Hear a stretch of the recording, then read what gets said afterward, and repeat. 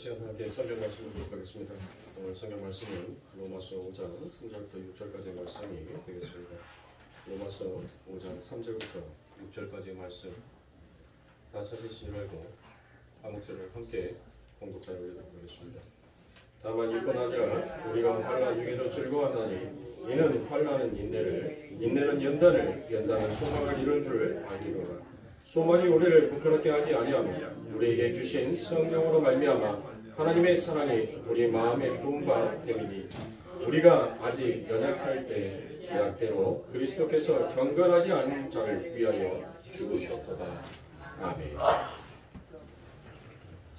무엇이 진리인가 하는 이 말씀을 가지고 여러분들과 오늘 이 말씀을 좀 마무리를 짓고 다음 주부터는 다음 구절의 말씀으로 이렇게 넘어가서 여러분들과 은혜를 나누도록 하겠습니다. 자, 한 주간 동안 여러분들 잘 지내셨습니까? 성경에서는 두려워하지 말라라는 이 말씀이 무려 365번이 나옵니다. 자, 여러분들 보세요. 성경에서 두려워하지 말라라는 말씀이 몇 번 나온다고요? 그 말은 여러분들 바꾸어 말하면 뭐예요? 여러분들의 삶 가운데 두려워하지 말라는 거예요. 여러분들의 평생의 삶 가운데 두려워하지 말라는 것입니다. 왜요? 강하고 의로우신 그 아버지 하나님의 손길이 여러분들과 함께 하기 때문에, 그러므로 여러분들은 1년 365일을 살 때마다 두려워할 필요가 없는 자인 것입니다. 그런데 과연 우리가 그렇게 두려움 없이 이 세상을 살아갑니까? 우리는 때로는 양보다는 염소의 모습을 할 때가 너무 많다는 것이에요. 염소들은 어떻습니까? 늘 두렵습니다. 염소가 왜 두렵냐고요? 뭔가 아무것도 안 하고 내가 가만히 있으면 내 삶 가운데에서 괜히 모르게 나도 모르게 불안감이 찾아온다고요. 그래서 뭘 자꾸 해야 돼요. 뭘 자꾸 발전을 시켜야 돼요. 지금보다 더 나은 삶으로 무엇인가 업그레이드를 시켜야 된다고요. 그래야지만이 내가 지금 정말 진취적이고 정말 무엇인가를 하고 있는 사람처럼 느껴지는 거예요. 그게 바로 염소들인 것입니다. 그래서 염소는 늘 두려운 거예요. 그래서 늘 쉼이 없어요. 늘 바빠요. 그리고 그 쉼없이 바쁘고 분주하게 이루어낸 것들 속에서 항상 자기의 공력을, 자기의 열심을 늘 인정받고 싶어 하더라는 것입니다.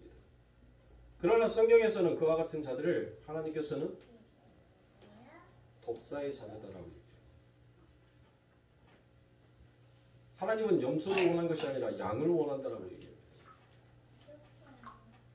성경은 분명히 여러분들 양에게만 구원이 있다라고 얘기해요. 내가 양만 구원하기 위하여서 이 땅에 온 자지 내가 염소를 구원하기 위하여서 이 땅에 온 자가 아니다라고 말씀하십니다. 그러므로 구원은 누구에게만 주어지는 거예요? 양에게만 주어지는 거예요. 그러면 양의 삶은 어떠한 삶입니까? 우리는 다 뭐예요? 이리의 탈을 쓴 양이란 말이에요. 이리의 탈을 쓴 양. 내가 나의 정체성이 무엇인지를 늘 착각하면서 살아가는 것이 바로 우리였다는 것입니다. 우리 성도님들이 한 주간을 살아갔었을 때 여러분들 정말 성경의 말씀처럼 우리가 예수님을 의지하고 나는 아버지 하나님 정말 아무것도 할 수 없는 존재입니다. 나의 무익함을, 나의 연약함을 정말 하나님 앞에 고백하면서 그 하나님께서 우리들에게 내놓으신, 만들어 놓으신 그 길을 우리가 정말 사모하면서 가고자 하였냐는 것입니다. 그런데 성경은 전혀 그와 같은 말씀을 하지 않습니다. 늘 염소가 원하는 길, 염소가 가는 길을 늘 우리는 동경했어요.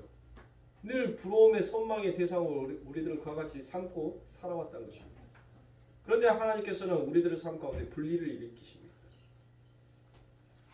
도저히 양의 길, 하나님께서 만들어 놓은 그 생명의 길을 쫓아서 갈 수 없는 우리들의 삶 가운데, 우리 인생 가운데 예수 그리스도께서 모신 것입니다. 그리고 그분이 우리들의 인생의 영원한 길이 되어서 우리들의 삶 가운데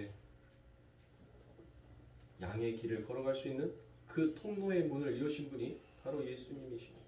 그래서 성경에서는 끊임없이 예수 그리스도 그 양의 문을 예언을 합니다. 그 말씀이 바로 더욱더 뚜렷하고 선명하게 나오는 것이 어디죠? 우리가 이사야서 53장의 말씀을 보면 예수님의 모습이 어떠한 모습이었는지를 여러분들 너무나도 잘 아실 겁니다. 우리들이 영화 속에 그려놓은 여러분들 그 정형화되고 고정화된 예수 그리스도의 형상을 여러분들 생각하지 마시란 말이에요. 영화 속에서 등장하는 예수는 여러분들 모든 여자들이 보면 침을 질질 흘릴 정도로 너무나도 잘생겼어요. 너무나도 흠모할 때가 많단 말이에요. 그런데 성경에서 말씀하는 그 예수의 모습은 여러분들 어느 누구도 그 모습을 보고 싶지 아니하여서 눈을 감아버릴 정도로 흠모할 것이 없다라고 얘기했습니다. 지나온 자들이 말하는 여러분들 호모 사피엔스 보면 여러분들 우리가 지금 호모 사피엔스 그 얼굴을 보면 어때요? 우와 잘생겼다. 우와 멋지게 생겼다. 남자답게 생겼다라고 여러분들 생각합니까? 아니죠. 등은 꾸부적거리고 머리는 가반수에다가 입은 툭 튀어나와 있고 코는 메구리코처럼 뚝 안으로 들어가 있고 여러분들 그 모습이 바로 예수의 모습이었다는 거예요. 여러분들은 머릿속에서 정형화되고 고정화시켜버리는 그 율법주의라는 것을 하나님께서는 지금 분리를 시키고 있어요. 그것을 벗어나라고 얘기합니다. 근데 우리들은 그것을 벗어날 재간이 없어요. 왜요? 우리가 가지고 있는 지식의 틀과 우리가 가지고 눈으로 보고 있는 한계가 항상 우리는 정해져 있기 때문이에요. 그래서 하나님께서는 그것을 벗기는 거예요. 그 말씀이 바로 이사야서 53장 2절부터 6절까지의 말씀을 보도록 하겠습니다. 그는 주 앞에서 자라나기를 연한 순 같고 마른 땅에서 나오는 줄기 같아서 고운 모양도 없고 풍채도 없은즉 우리의 보기에 흠모할 만한 아름다운 것이 없도다. 그는 멸시를 받아서 사람에게 실어 버림바 되었으며 강고를 많이 겪었으며 질고를 아는 자라. 마치 사람들에게 얼굴을 가리우고 보지 않음을 받은 자 같아서 멸시를 당하였고 우리도 그를 귀히 여기지 아니하였도다. 그는 실로 우리의 질고를 지고 우리의 슬픔을 당하였거늘 우리는 생각하기를 그는 징벌을 받아서 하나님에게 맞으며 고난을 당한다 하였노라. 그가 찔림은 우리의 허물을 인하며 그가 상함은 우리의 죄악을 인함이라. 그가 징계를 받음으로 우리가 평안을 누리고 그가 채찍에 맞음으로 우리가 나음을 입었도다라고 말씀합니다. 지금 예수님께서 우리를 어떻게 대접했다는 거예요? 지금 이사야서 53장 제가 2절부터 6절, 5절까지의 말씀을 여러분들에게 읽어드렸습니다. 우리 예수님께서 우리를 이와 같이 대접해 주셨다는 거예요. 이렇게 대접했죠. 우리를 이렇게 대접해 주신 것입니다. 그리고 그가 최종적으로 어떠한 고백을 하는지를 그 6절에서 이와 같이 얘기합니다. 우리는 다 양 같아서 그릇 행하여 각기 제 길로 갔거늘 여호와께서 우리 무리의 죄악을 그에게 담당시키셨도다라고 같이 얘기합니다. 내가 무슨 자격이 있어서가 아닙니다. 나는 늘 각기 제 길로 간 그 양이 맞다는 것입니다. 하나님, 나는 하나님의 뜻을 원하는 바로 살아온 인생이 아니라 늘 하나님께서 말씀하시는 그 반대길로 원하였던 자가 바로 저였습니다라는 것을 고백하는 자가, 그 자가 바로 하나님께서는 양이다라는 것입니다. 내가 언제 이 길로 갔습니까? 하나님께서 원하시는 길로 내가 언제 갔습니까? 하나님 늘 내 인생을 내 마음대로 원하고 내가 가고 싶어하는 그 발걸음으로 하나님 나는 걷기를 원하였던 자입니다. 이 고백을 하는 자가 하나님께서는 너 양 맞다라고 얘기해요.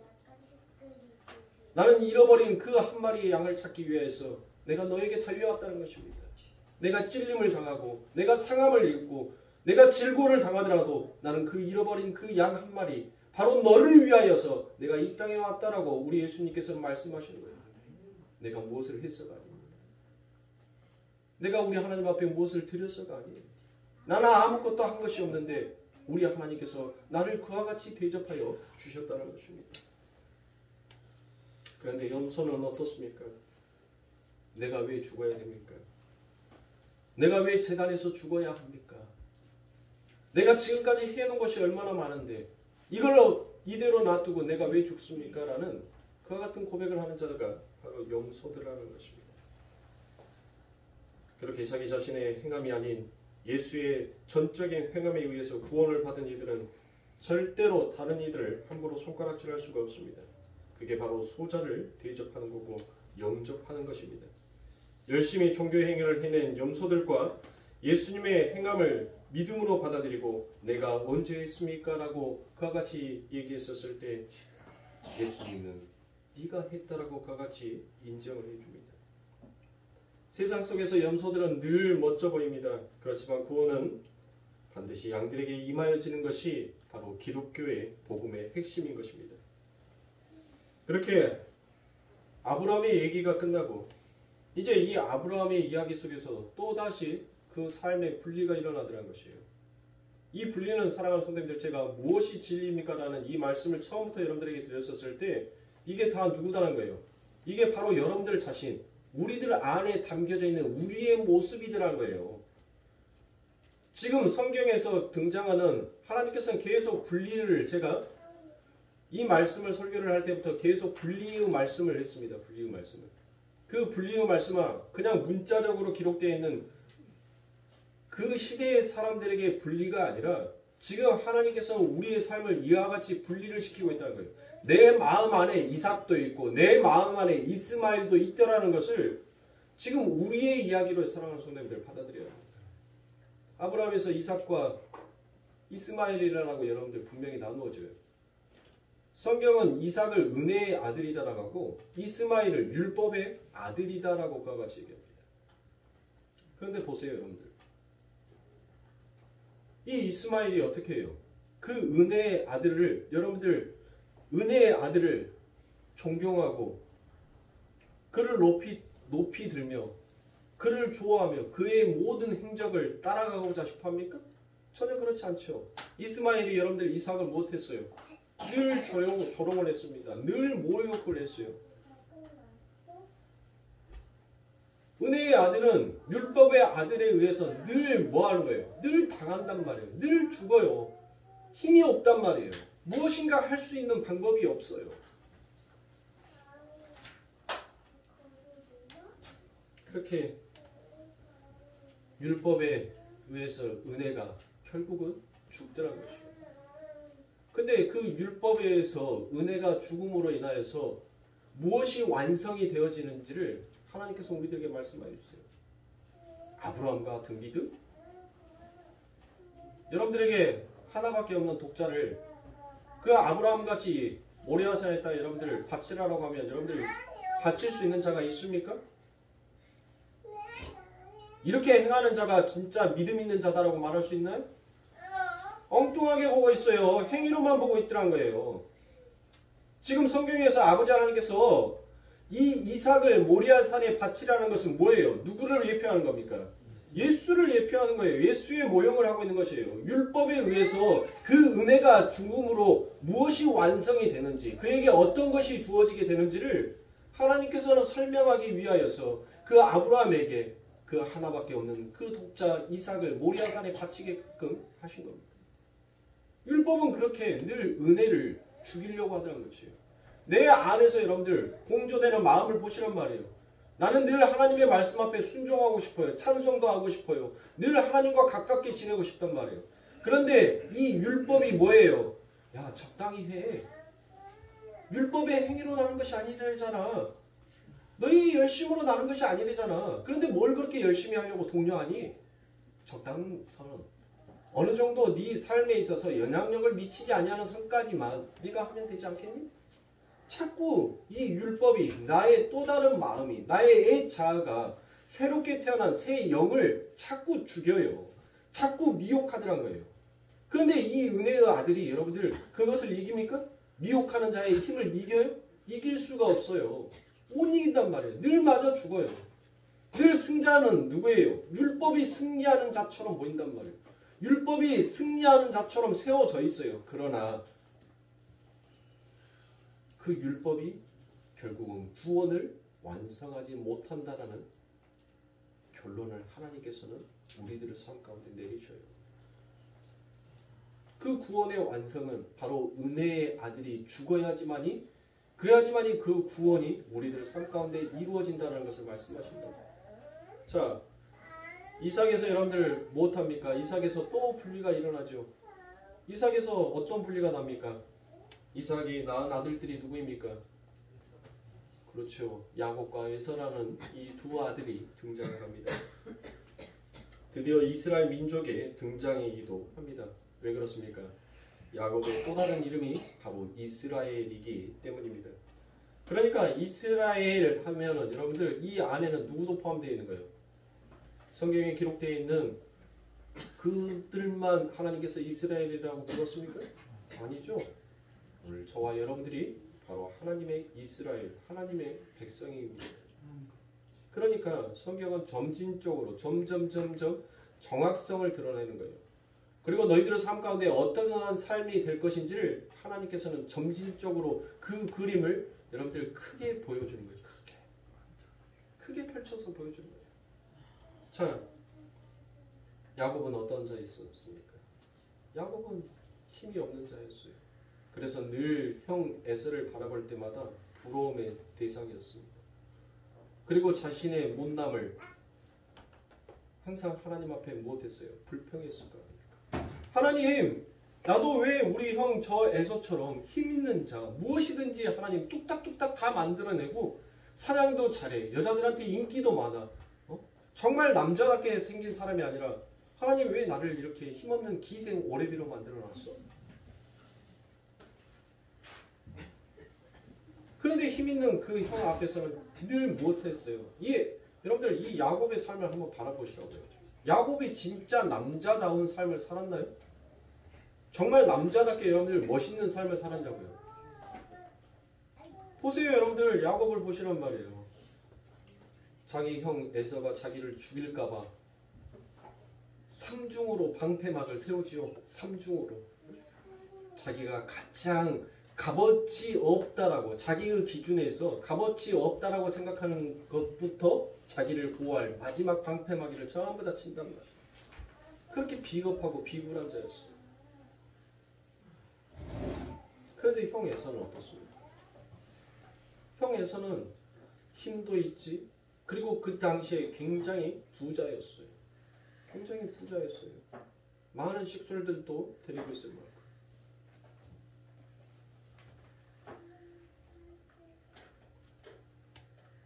늘 이 에서는 남자답고 정의감이 투철하고 그와 같은 모습으로 늘 등장을 합니다. 바로 이것이 바로 염소라는 거예요. 염소는 세상 사람들이 봤었을 때 누구나 동경할 수 있고 누구나 선망의 대상이 되는 자처럼 그와 같이 보입니다. 그러나 하나님의 백성, 하나님의 양들은 늘 비겁하고 야비하고 연약해 빠지는 자의 모습으로 그와 같이 나와요. 이게 바로 우리의 모습이라는 것입니다. 이게 바로 예수님의 모습이기도 합니다. 오죽하면 야곱이 자기의 인생 전체를 한마디로 축약해서 무엇이더라고 얘기합니까? 바로 앞에 그 세상의 왕 앞에 가서 무엇이더라고 얘기합니까? 나그네 인생길을 참 험악한 삶이었다라고 그와 같이 자기의 모든 인생을 여러분들 뭐 하는 거예요? 여러분들 요즘은 세상이 좋아가지고 예전에는 강판에다 갈아서 아이들 사과주스 먹이려면 엄마들이 강판에다 갈아가지고 깨끗한 배옷에다가 그것을 나무 두 개를 이렇게 말아가지고 이렇게 짜가지고 그것을 먹였잖아요. 요즘은 얼마나 좋아요. 그냥 씻어가지고 대충 딱 썰어서 거기다 집어넣기만 하면 껍질은 지가 밑으로, 주스는 옆으로. 참 좋은 세상이다. 이 야곱이 이 세상의 왕 앞에서 자기의 인생을 그렇게 쭉 짜보니까 딱 남은 그 에키스가 바로 나그네 인생길 참 험악한 삶이었다라고 그와 같이 고백을 한단 말이에요. 이게 바로 험악한 인생의 길을 걸어가는 나그네의 삶이에요. 그럼 나그네는 누구예요? 나그네. 이 땅의 나그네가 누구입니까? 바로 우리예요. 우리는 바로 우리가 가야 할 본향이 있단 말이에요. 그 본향에서 우리는 잠시 이곳으로 내려온 자예요. 우리는 이 세상을 여러분들 나그네의 인생길로 걸어가는 거예요. 즉 송도의 삶, 송도의 인생을 쫙 하고 짜봤더만 바로 이 야곱과 같은 고백을 하면 나그네의 인생길 참 험악한 길이었다라는 이와 같은 말을 하게끔 되어 있는 것입니다. 하나님은 이 광야의 인생길에서 늘 에서를 승자로 만듭니다. 이스라엘이 애굽 왕의 은혜를 입어 겨우 입에 풀칠하는 자로 사는 것처럼 광야에서도 그와 같이 마찬가지였었습니다. 이스라엘이 이제 출애굽에서 광야에서 나와서 적들을 만났을 때 하나님께서는 무엇합니까? 당신의 백성들의 편을 들어줘야 될 거 아닙니까? 그런데 하나님께서는 무엇해요? 오히려 그들의 편을 들어주더란 것입니다. 신명기 2장 4절부터 6절의 말씀해 보니 너는 또 백성에게 명하여 이르기를 너희는 새 길에 거하는 너희 동족 에서의 자손의 지경으로 지날진대 그들이 너희를 두려워하리니 너희는 깊이 스스로 삼가고 그들과 다투지 말라. 그들의 땅은 한 발자국도 너희에게 주지 아니하리라. 이는 내가 새 예산을 에서에게 기업으로 주었음이로다. 너희는 돈으로 그들에게 양식을 사서 먹으며 돈으로 그들에게서 물을 사서 마시라 라고 이야기해야 합니다. 보세요. 우리가 생각하는 하나님 너무 다르지 않으세요? 아니 하나님이 우리들에게 늘 좋은 것만 주시기를 원하시는 하나님이다라고 말씀하는데 우리 하나님은 보세요. 우리들에게 그 모든 것들을 허락하셨다는 거예요. 우리들에게 그 땅 한 발짝 한 평도 받는 것을 하나님께는 원치 않으셨다라고 얘기합니다. 그리고 되려 뭐라고 얘기해요? 하나님 저들이랑 전쟁을 해서 확 저들 쫓아내버리고 저거 우리가 차지할까요? 하니까 하나님께서 뭐예요? 야 거기는 너희들에게 허락해 준 땅이 아니니까 그들을 건들지도 말라. 그리고 그들에게 가서 오히려 돈을 주고 양식과 물을 사 먹어라 라고 같이 보세요. 이 이야기 속에서 담겨져 있는 것은 무엇입니까? 이 에서의 여러분들 족속 에서의 자손들이 여러분들 어떻게 되죠? 나중에 전부 다 하나님에 의해서 멸망을 당하죠. 멸망을 당합니다. 보세요. 하나님께서 우리들을 삶 가운데 무엇을 말하는 겁니까? 무엇을 원하시는 거예요? 하나님께서 우리들에게 원하시는 것은 너희들은 이 세상에 그 화려함을 쫓는 자가 아니다는 거예요. 너희들이 이 세상에서 비록 비겁하게 그들에게 가서 돈을 주고 양식과 물을 사 먹을지언정 너희들은 그것을 너희들의 선망의 대상, 너희들이 원하는 희망의 꿈으로 삼아서는 아니 된다는 것을 하나님께서는 그들의 백성들에게 가르쳐 주신 것입니다. 그런데 우리들은 어때요? 우리들은 무엇합니까? 에서의 족속들이 에서의 그 후손들이 여러분들 누리고 있는 그 화려함이 늘 우리들의 삶 가운데 동경이란 말이에요. 늘 부러움이에요. 늘 그 길을 쫓아가고 싶어요. 그런데 하나님께서는 그 길을 막아버리고 계시는 것입니다. 그러므로 사랑하는 성도님들, 하나님께서는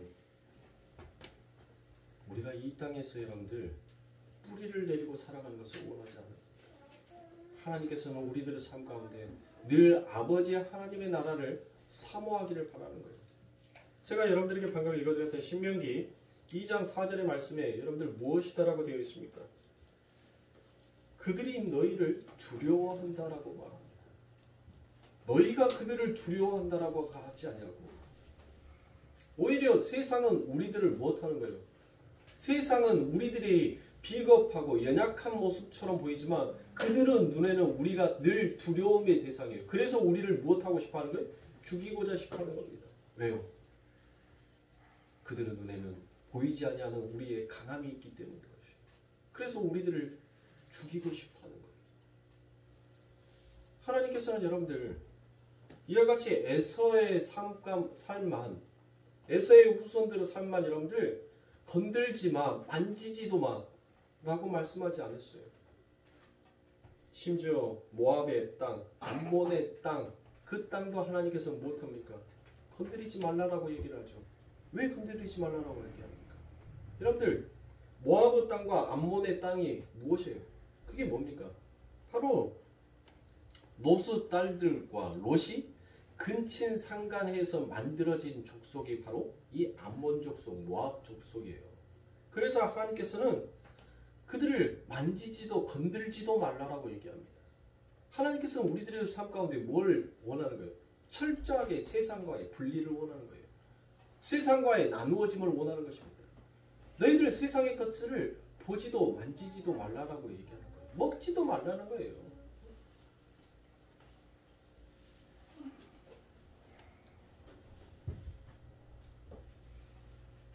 이스라엘이 우리가 늘 그들의 삶을 동경했습니다. 쳐다보지 말라고 했는데 늘 우리는 그것을 쳐다보고 삽니다. 어떻게 합니까? 하나님, 나는 세상을 사모한 적이 없습니다. 세상의 화려한 내 옷 사오니 하나님 오히려 죄됨으로 썩어짐의 더러운 냄새로 하나님 내 삶 가운데 느껴지게 저는 그것을 바라보지도 아니하였습니다라고 했었을 때 성경에서 하나님께서는 우리들에게 이와 같이 얘기합니다.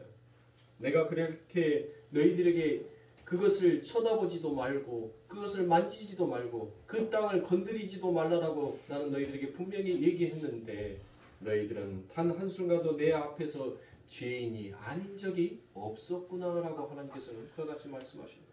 그 말은 무엇입니까? 우리가 이 세상의 삶을 늘 동경하면서 살아왔다는 것입니다. 그러므로 사랑하는 성도님들, 우리들의 삶 가운데 변화라는 것은 우리가 새로운 영으로 새롭게 변화된다라고 하는데 여러분들 변화가 무엇인가요? 뭘 변화다라고 얘기합니까? 뭐가 변화예요? 우리가 변한다라고 생각하면 180도로 무엇인가 바뀌는 것을 변화다라고 생각을 합니다. 그렇죠. 내 삶 가운데 뭐가 바뀌어야지만.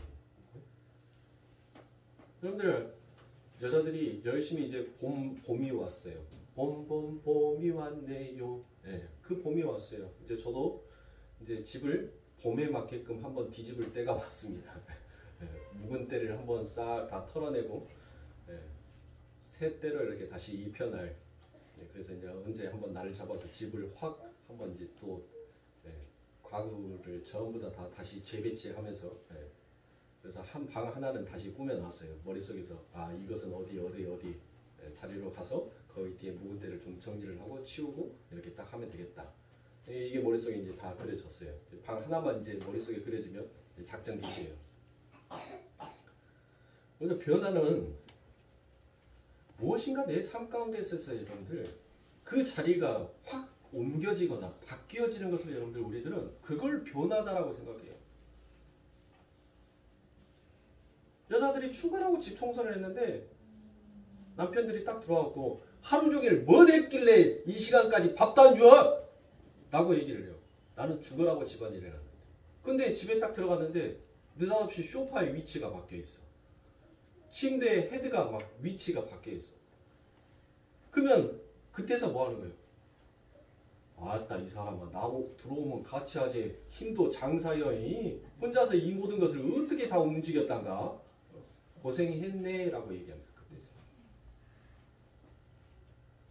우리들이 그러더라고요. 우리들이 내 삶 가운데 있어서 여러분들 뭔가 좀 바뀌어야지만이 뭔가 좀 변해야지만이 그것이 변화의 혁신이다라고 생각을 합니다. 그런데 하나님을 믿는 사람들의 변화는 여러분들 그걸 변화다라고 말하지 않아요.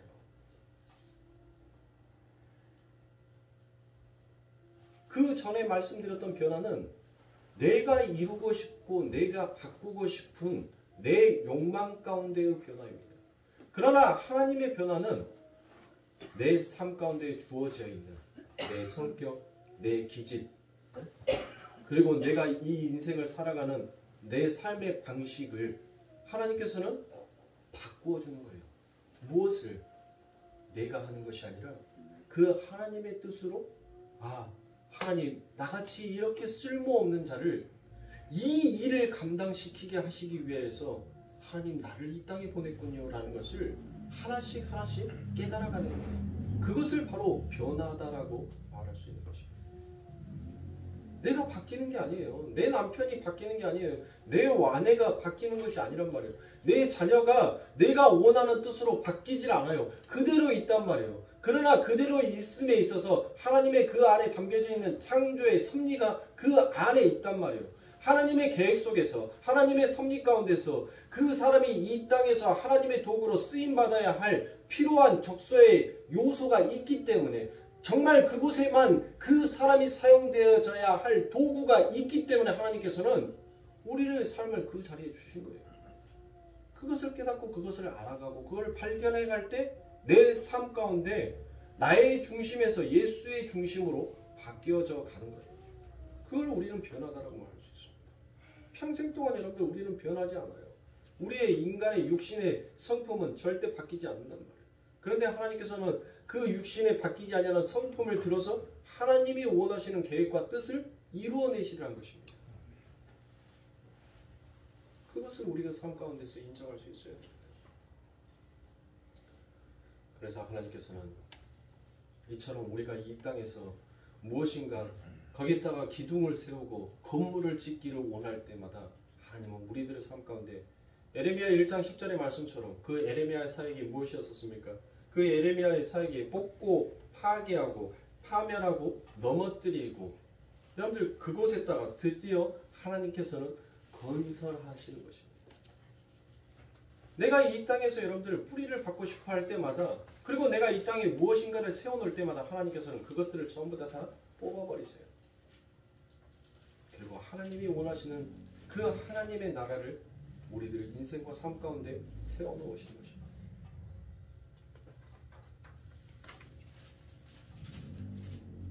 그래서 신명기 9장 6절부터 7절의 말씀에 그러므로 내가 알 것은 내 하나님 여호와께서 내게 이 아름다운 땅을 기업으로 주신 것이 내 의로움을 인함이 아니라 너는 목이 곧은 백성이라. 자, 이 목이 곧은 백성이 바로 무엇이다라는 것이에요. 목이 곧은 짐승이 뭐밖에 없어요? 뱀밖에 없잖아요. 뱀. 너희들은 뱀 새끼라는 거예요. 너희들은 뱀이었다는 거예요. 뱀. 응? 목이 곧아 있는 짐승. 너는 광야에서 내 하나님 여호와를 경노케 하던 일을 잊지 말고 기억하라. 내가 애굽 땅에서 나오던 날부터 이곳에 이르기까지 늘 여호와를 거역하였다라고 그와 같이 얘기합니다. 항상 단 한순간도 여호와의 말에 순종한 적이 없이 그렇게 살아왔다는 것이 바로 우리라는 거예요. 우리. 그런데 하나님의 은혜로 그들에게 하나님이 준비하신 하나님의 의로 그들에게 약속의 땅이 주어지게 되더란 것입니다. 이것을 바로 우리는 구원이다라고 얘기하며 이것을 은혜다라고 말하는 것입니다. 그래서 사사기에 보면 이스라엘이 가나안 사람도 다 쫓아내지 않죠. 그 사람들도 가서 가나안 사람들을 또 남겨놔요. 그때 하나님이 뭐라고 그와 같이 얘기합니까? 하나님께서는 분명히 얘기합니다. 한 명도 남겨지 말라. 어느 누구도 하나님은 죄와 함께 있을 수가 없다는 것입니다. 그런데 하나님께서는 지금 그들의 광야의 인생길에서 여러분들 그들을 왜 40년 동안 여러분들 그들이 광야의 인생길을 걸어야 한다라고 말씀하시죠? 왜? 광야의 인생길을 걸는 이유가 뭐예요? 하나님께서 그들을 분명히 시험했어요. 근데 그 시험했는데 여러분들 그 시험이 뭐냐고요? 너희들이 내 말을 지키는지 아니 지키는지 내가 시험코자 합니다라고. 자, 하나님의 나라가 우리들에게 주어집니다. 이제 가나안 땅을 여러분들이 이제 우리가 차지하게 되었어요. 근데 하나님께서 그곳에 또 명령을 하십니다. 또 시험을 하신단 말이에요. 너희가 내 말을 지키는지 아니 지키는지 내가 보겠다는 거예요. 그런데 여러분들 어땠어요? 이스라엘 백성들이 우리가 하나님의 말씀을 지킵니까? 안 지키잖아요. 그 안 지킴으로 인하여서 하나님께서 우리들에게 무엇이다라고 얘기합니까? 바로 사사기 2장 20절부터 22절의 말씀에 보니 여호와께서 이스라엘에게 진노하여 이르시되 이 백성이 내가 그 열조와 세운 언약을 어기고 나의 목소리를 청종치 아니하였은즉 나도 여호수아가 죽을 때 남겨둔 열국을 다시는 그들의 앞에서 하나도 쫓아내지 아니하리니 이는 이스라엘이 그 열조에 지킨 것 같이 나 여호와의 도를 지켜 행하나 아니하나 그들로 시험하려 함이라 하시니라라고 같이 얘기합니다. 하나님께서는 우리들의 삶 가운데 늘 이와 같은 시험을 던지시는 거예요. 시험을 주신단 말이에요. 네가 나의 율법을 네가 나의 말을 청종하는지 청종치 아니하는지, 네가 나의 말을 지키는지 아니 지키는지를 늘 하나님께서는 우리들의 삶 가운데 시험합니다. 하나님의 그 시험이 여러분들 뭐 하기 위한 시험이에요? 우리를 파멸시키기 위해서요? 우리를 죽이기 위한 시험입니까? 결코 아니더란 것이에요. 하나님께서는 그 에서의 후손들, 그 세계에 가서 그들의 땅을 차지하지 못하고 그들의 삶 가운데 있어서 돈을 주고 사먹게 한 것은 무엇이에요? 너희들도 그들과 함께 멸망당하지 아니하게끔 하나님께서는 그들에게 돈을 주고 그 양식과 물을 사먹으라고 얘기하는 거예요. 우리를 살리기 위함이에요. 하나님께서 우리들의 삶 가운데 넘치도록 주어지는 것만이 여러분들 복이다라고 생각하지 마시는 거예요. 하나님께서 그 길을 막으실 때는, 그리고 그 길을 허락지 아니하시고 우리가 생각하는 뜻과 반대의 길을 하나님께서 우리들의 삶 가운데 이야기하실 때는 반드시 하나님의 그 깊은 뜻이 무엇인지를 우리는 헤아릴 수 있어야 됩니다. 그 마음을 읽을 수 있어야 돼요. 그래서 그 마음을 읽을 수 있도록 우리는 늘 기도해야 하는 것입니다. 그러면 하나님께서 궁극적으로 여러분들 우리들에게 이와 같은 시험을 하시는 이유가 뭐예요? 왜 하나님께서 우리 애들에게 이와 같은 시험을 하셨을까요? 시험이 있어야지만이, 내 삶 가운데 환란이 있어야지만이, 내 삶 가운데 환란이 없었을 때의 기쁨이 무엇인지를 우리는 무엇할 수 있어요? 알 수 있어요. 감사할 수 있단 말이에요. 그 전까지는 그냥 주어지는 거니까, 그냥 있는 거니까 감사가 없어요. 그런데 환란과 시험이 있을 때만 우리가 그 전에 내가 평안한 삶이 얼마나 감사한 삶이었고 얼마나 행복한 삶이었는지를 우리는 비로소 그때서야 알게 된단 말이에요. 그래서 하나님께서는 우리들에게 이와 같은 시험을 주시는데, 이와 같은 시험을 주시면서 여러분들 무엇하기 위하여서? 뭐 하기 위하여서요? 바로 우리들을 양 만들기 위해서요. 하나님의 자녀 만들기 위해서. 하나님의 말씀을 우리는 청종하지 아니하고 하나님의 말씀을 듣지 아니하였던 우리들은 곧장 무엇으로 고백합니까? 하나님, 나 지킨 것이 아무것도 없습니다. 자, 지킨 것이 아무것도 없는 자들이 결국 무엇을 붙들게 돼 있어요? 뭐를? 하나님을 붙들 거 아닙니까? 이스라엘 백성들이 여러분들 430년이라는 그 엄청난 세월 동안 애굽에서 있으면서 그들이 무엇을 붙들었어요? 하나님의 그 약속을 붙들었단 말이에요. 그들이 비록 애굽의 종살이를 하면서도 하나님께서 내 열조에게 말씀하신 그 약속을 반드시 이루시는 하나님이실 것이다라는 그 하나님의 약속을 붙들었단 말이에요. 그 약속을. 이스라엘 백성들이 바벨론 포로로 70년간 포로 생활을 하면서 그들은 마음속에서 무엇을 붙들었어요? 하나님께서는 우리들을 반드시 내가 살던 그 본향 예루살렘으로 돌아오게 하실 것이라는 그 하나님의 계획과 일하심을 그들이 그때서 여호와인 줄을 알고 붙들더라는 것입니다. 하나님께서는 바로 우리들의 인생 가운데 고난과 시험과 환난을 던지신 이유는 바로 그거예요. 우리들의 인생 가운데 예수를 붙들게 하고 십자가를 붙들게 하기 위해서 하나님께서는 우리들을 시험하시는 거란 말이에요. 왜 하나님 나만 맨날 시험해? 저놈은 나보다 더 흉악한 놈이고 저놈은 나보다 더 나쁜 놈인데 저놈은 하나님 왜 저렇게 떵떵거리고 잘 살아가고 잘 먹고 있는데 하나님 나는 왜 겨우겨우 한 달 한 달 입에 풀칠할 정도만 하나님 나는 내 삶을 왜 이렇게 살아야 돼? 내가 당신을 위해서 이거 한대잖아. 내가 당신을 위해서 이거 하려고 하잖아. 근데 왜 내 삶 가운데는 늘 시험이냐고. 우리가 이런 고백을 할 때가 얼마나 많냔 말이에요. 이런 말을 할 때가 얼마나 많냔 말이에요. 그런 하나님께서 우리들을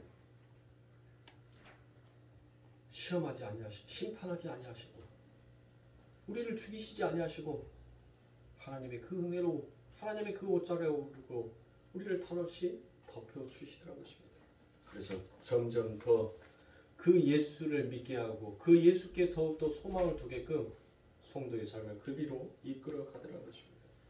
이렇게 하나님의 백성들이 이 역사 속에서 계속되는 분리를 경험하면서 결국 육의 죽음, 육의 쪼개짐과 환난을 겪어가게 되어 있습니다. 결국 세상에 마저 죽게 되어 있더라는 것이에요. 이 모든 분리를 바로 예수님께서 십자가에서 쪼개짐으로 전부 다 받아내신 것입니다. 그래서 우리는 이 역사 속에서의 이 분리의 체험이 바로 예수 그리스도의 십자가의 체험임을 알아야 합니다. 여러분들이 이 세상 가운데 고난을 당하는 것이, 이 세상 가운데 환난을 받는 것이 바로 예수 그리스도의 십자가를 지고 있는 자의 삶인 거예요. 그것을 우리가 지고 가는 거예요. 그런데 우리는 모른단 말이에요. 그것이. 그게 하나님께서 내 삶 가운데 주어주신, 짊어지어주신 그 멍에인지를 우리는 자꾸 모르고 가요. 그래서 하나님 내가 언제 했습니까? 하나님 처음보다 다 내 욕심의 욕망 때문에, 내 종욕 때문에, 이생의 자랑 때문에 하나님 내가 시험을 당했지, 하나님 내가 언제 주를 위하여서 십자가를 짊어지었습니까? 그와 같은 고백을 하게끔 되어 있더란 것입니다.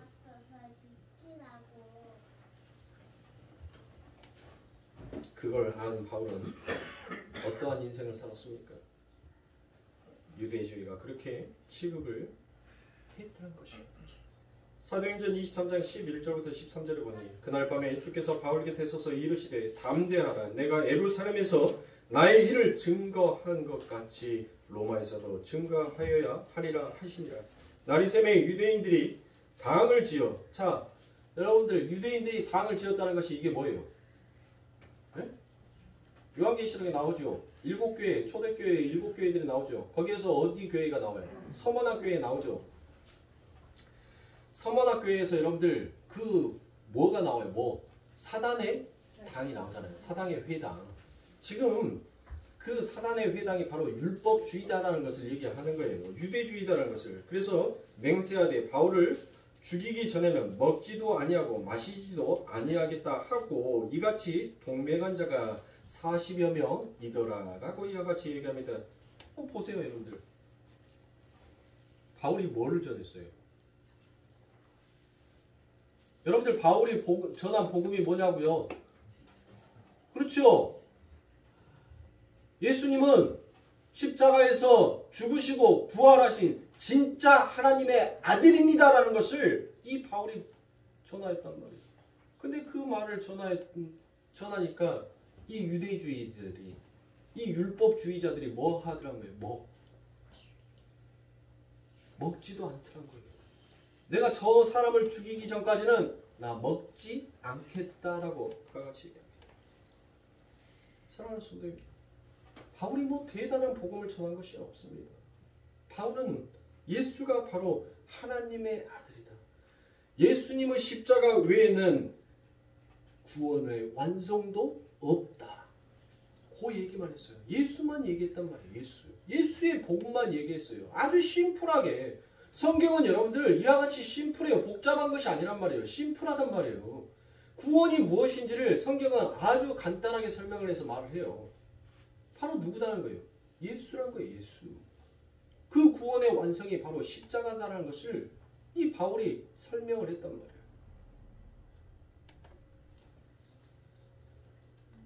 근데 세상이 무엇하더란 것입니다. 세상이 무엇이에요? 세상의 고지론자들이 여러분들 무엇을 얘기합니까? 아니다. 어떻게 그 예수의 십자가의 완성만 우리가 바라볼 수 있느냐? 우리도 무엇인가 거기에다가 독려하고 무엇인가 거기에 열심을 보태야 되지 아니하겠느냐? 그러면 우리가 아무것도 아닌 존재면 우리의 존재성은 뭐고 우리의 자존심은 도대체 무엇이냐라고 그와 같이 얘기하는 자들이 바로 하나님의 복음을 전하는 자들을 죽이고자 하는 자들. 늘 우리의 가능성을 그 안에 다 보태려고 해요.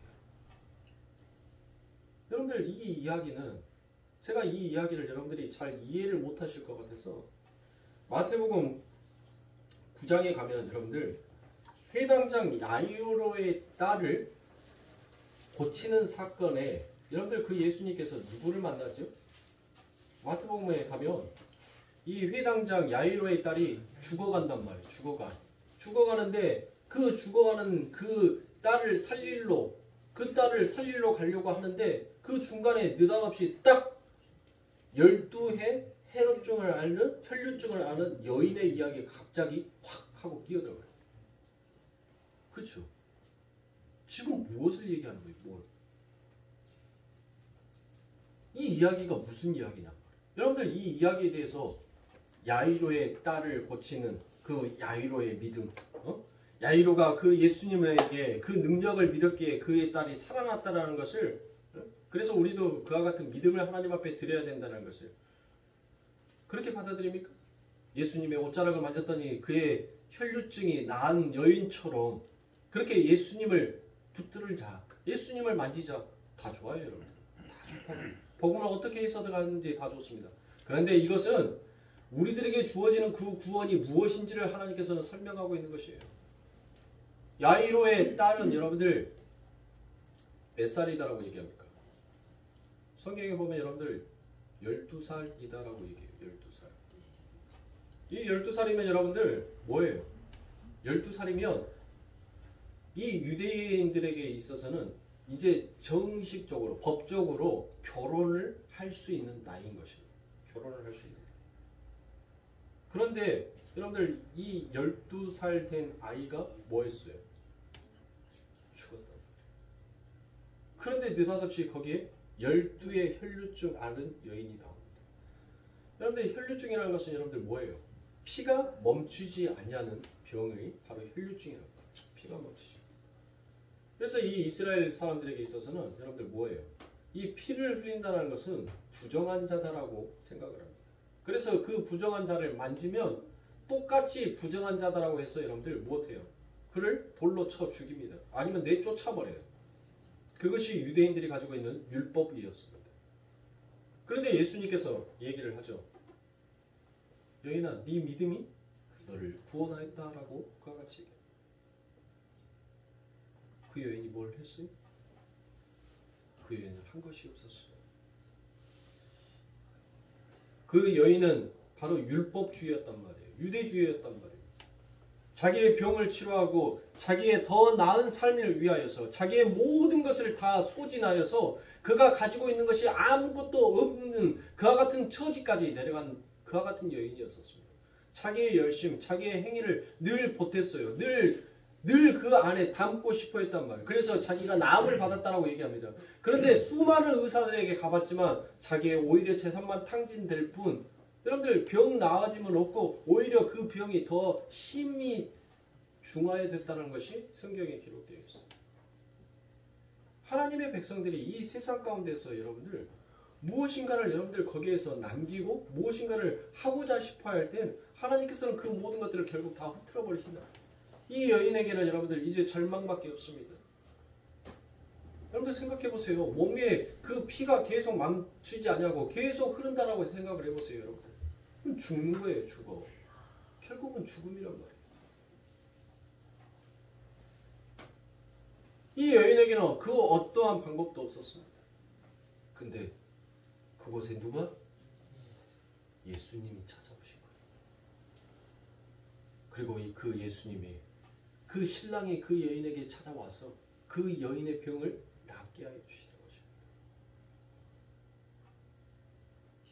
그 여인의 부정함을 우리 예수 그리스도께서 신랑인 그 예수가 가져감으로 인하여서 결국 그 여인이 낫게 되는 거예요. 그리고 난 다음에 야이로의 딸에게 가서 그 아이에게 손대지 말라라고 얘기합니다. 그리고 그 아이가 잔다라고 얘기해요. 사람들이 전부 다 예수의 말에 의아하게 생각합니다. 저 미친 거 아니냐? 야, 내가 분명히 그의 코에 호흡이 끊어졌음을 내가 보았는데 잔다라니 이게 무슨 말이냐?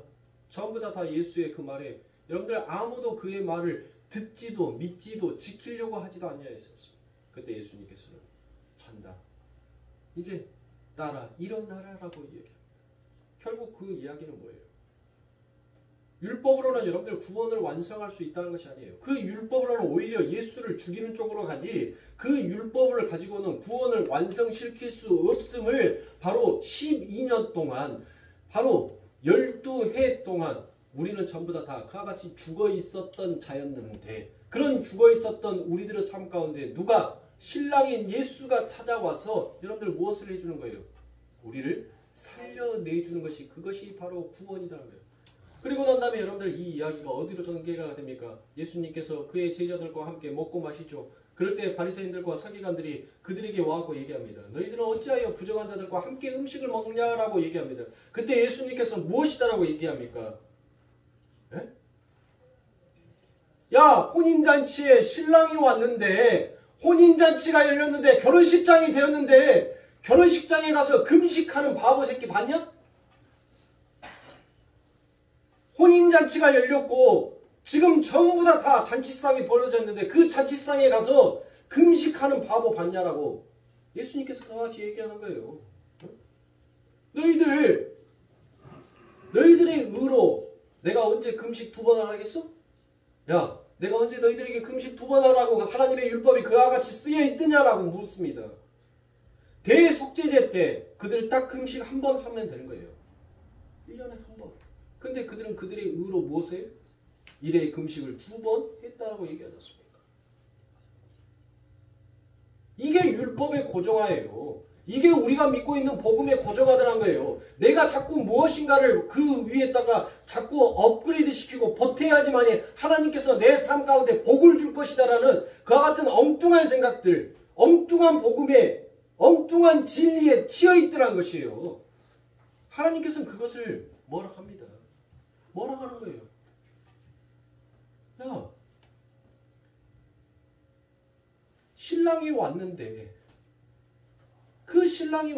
그 잔치상에서 금식하는 자가 어디 있으며 그 율법의 완성자가 왔는데 그 율법을 지키고 있는 너희들은 도대체 무엇이냐라고 묻는 겁니다.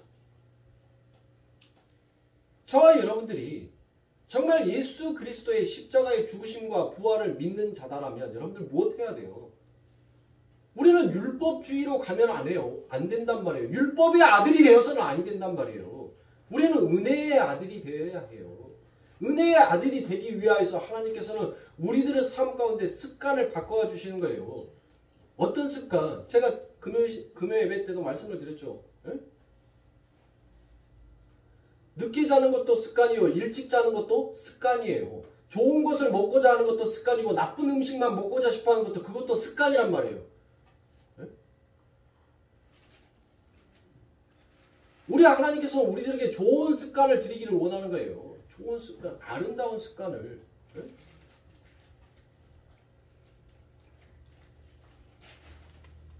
오늘 예배 시간 여러분들 제가 입꼬리를 스마일 하면서 올리자라고 했어요.